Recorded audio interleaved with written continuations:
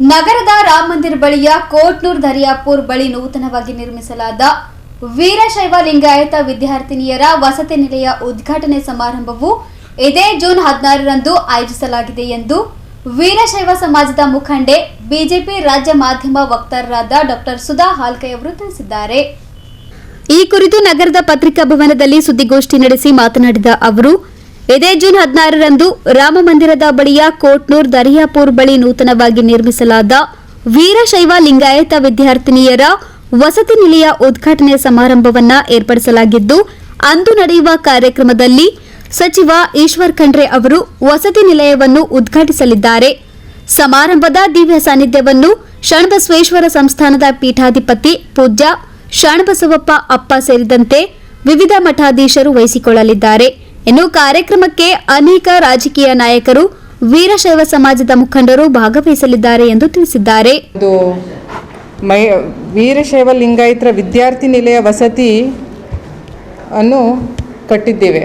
ಇದು ನಮಗೊಂದು ಭಾಳ ಹೆಮ್ಮೆ ವಿಷಯ ಆಗಿದೆ. ಇಡೀ ರಾಜ್ಯದಲ್ಲೇ ಮೊದಲನೆಯ ಬಾರಿಗೆ ಒಂದು ನಮ್ಮ ವಿದ್ಯಾರ್ಥಿನಿಯರಿಗೆ ಹಾಸ್ಟೆಲನ್ನು ಕಟ್ಟಲಾಗಿದೆ.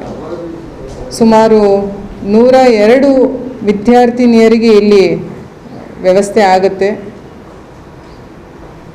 ಇದು ಸ್ಪೆಷಲಿ ಹಳ್ಳಿ ಊರಲ್ಲಿ ಓದ್ತಾ ಇರೋ ವಿದ್ಯಾರ್ಥಿನಿಯರಿಗೆ ಇದು ಪಟ್ಟಣದಲ್ಲಿ ಇದ್ದವರಿಗೆ ಅಲ್ಲ. ಇದು 10th ಪಾಸ್ SSLC ಪಾಸ್ ಆಗಿ ಮುಂದೆ ಏನು ಇವರು ಕಾಲೇಜಿಗೆ ಮುಂದಿನ ಎಜುಕೇಷನ್ ಸಲುವಾಗಿ ಇಲ್ಲಿ ನಮ್ಮ ಕಲಬುರಗಿಗೆ ಬರ್ತಾರೆ.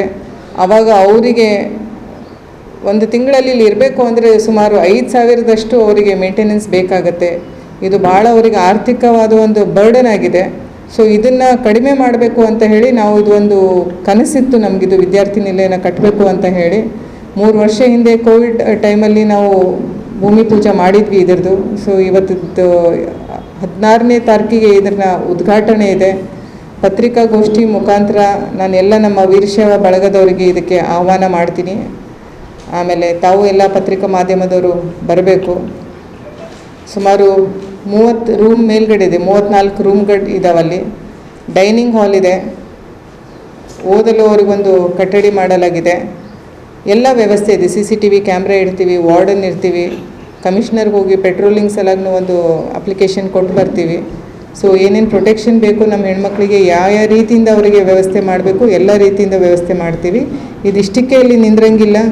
ಒಂದು ಬಾಯ್ಸ್ ಹಾಸ್ಟೆಲ್ಲು ಮಾಡ್ತಾ ಇದ್ದೀವಿ ಮುಂಬರುವ ದಿನಗಳಲ್ಲಿ. ಬೀದರಲ್ಲೂ ಇದನ್ನು ಕಂಟಿನ್ಯೂ ಮಾಡಬೇಕು. ಬೀದರಲ್ಲಿ ಒಂದು ವಿದ್ಯಾರ್ಥಿ ನಿಲಯ ವಸತಿ ಕಟ್ಟಡ ಕಟ್ಟಬೇಕು ಅಂತ ಒಂದು ಆಲ್ರೆಡಿ ಪ್ಲ್ಯಾನ್ ಆಗಿದೆ. ಸೊ ಈ ಮುಖಾಂತರ ನಾವು ನಮ್ಮ ವೀರಶೈವ ಲಿಂಗಾಯತರ ಮಹಿಳಾ ಘಟಕ ಕಡೆಯಿಂದ ನಿಮಗೆಲ್ಲರಿಗೂ ಇದೊಂದು ಆಹ್ವಾನ ಕೊಡಲು. Bureau report in Gulbarga news.